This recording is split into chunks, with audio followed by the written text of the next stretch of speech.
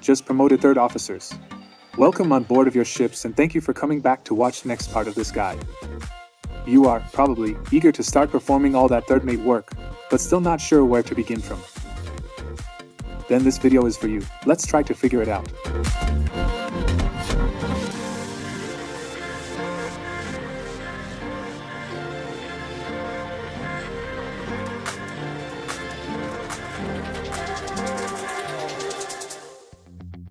So guys, port papers.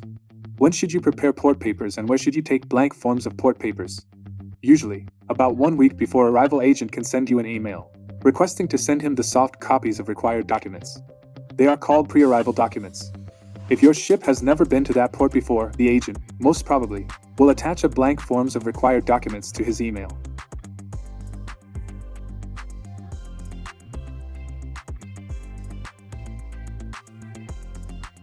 If your ship has the same port rotation already pretty long time, then you should have all that documents from previous ports entries in third officer folder, so you can just update them. Therefore, even if the agent has not yet sent any email, the captain will ask you to prepare the port documents about a week before your arrival. If you intend to call at several ports in a few days, you should prepare the papers for all those ports in advance.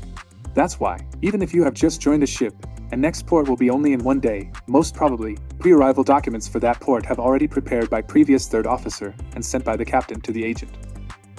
Information regarding forms of port documents you also can find on IMO website. You can download them there.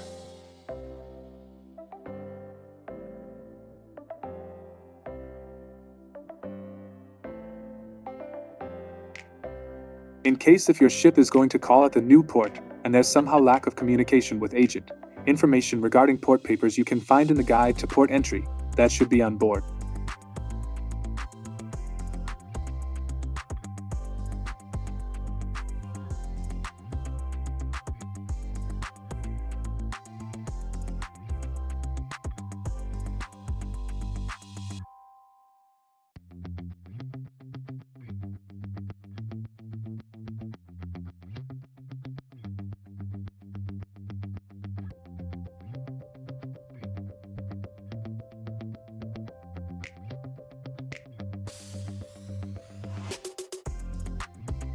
So, let's go through documents that in most cases should be prepared for the most of the ports.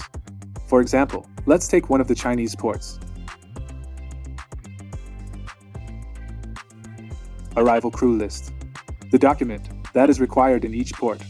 Here you have to fill up all cells accurately, typing ship's name, port and date of arrival, nationality of ship, last port and next port. This is the information you will have to fill in on most documents.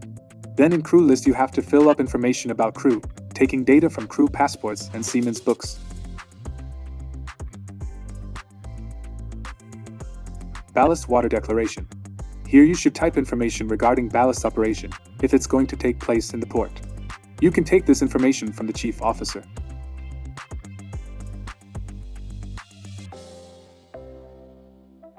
Cargo declaration. Here you must enter information about cargo on board, which you can also take from the chief officer.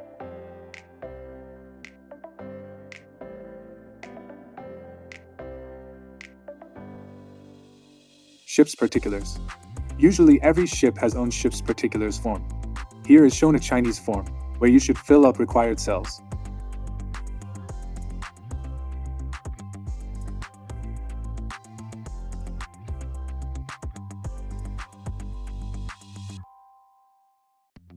Crew's effects declaration. One more document that is required almost in every port, and that in practice you should start preparing at the stage of collecting passports and certificates of new crew members. You should ask newcomers what personal items they have to declare and type it in declaration. It could be written by hand personally by each crew member, but often it isn't so clean and tidy as required by authorities. Then you should print out required quantity of declarations and give it to crew to sign. Also, crew members should fill up quantity of cigarettes, beer and spirits they are holding. It's allowed no more than 200 cigarettes and no more than 1 liter of spirits.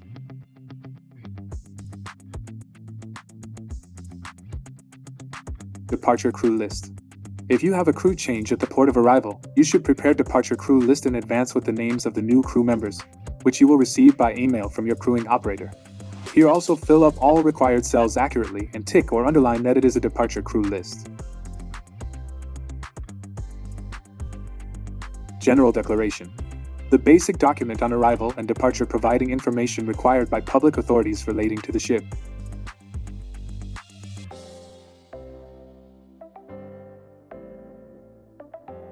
Passenger list. Fill up this document if you have some passengers on board.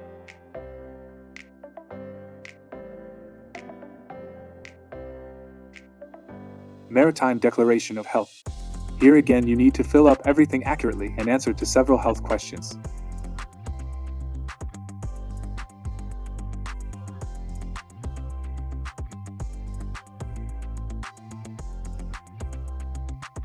Narcotics list or drug list. This is a list of controlled drugs that are kept with captain. Usually, it's done by second officer. So you should ask this list from him. Nil list. Declaration that there are no any special items on board. If so, then you just fill up date and ports information. Port of call list. Usually, it is required to fill up last 10 ports of call and arrival and departure dates for each port. But sometimes, like in US and Canada, it's required to prepare a list of ports where the ship has been in the last 2 years.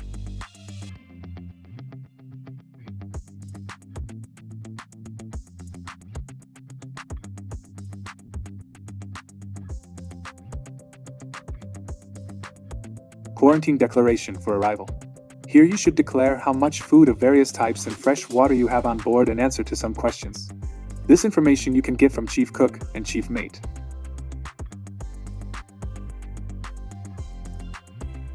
Quarantine declaration for departure. Here you must state how much food you are going to take in this port. If food was ordered, you can fill in these numbers.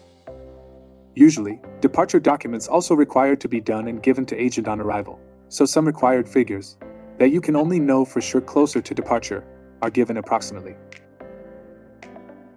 RPM. This is a kind of Chinese general declaration.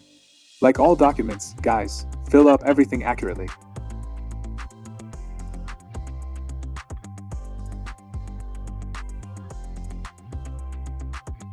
Store list. This document must contain details of all the dutiable stores carried on the vessel on arrival and departure, and the location of where these goods are stored on the vessel.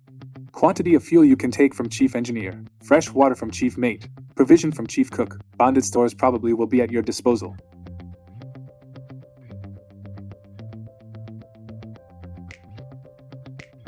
Vaccination list.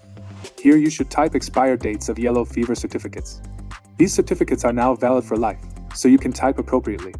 So, and finally on arrival, when agent and authorities will come on board, you should have ready hard copies of all or some of these documents as per agent's instructions. Alright guys, thank you for watching. In the next part we'll see what your work on deck is going to be and how you should document it. See you in the next video.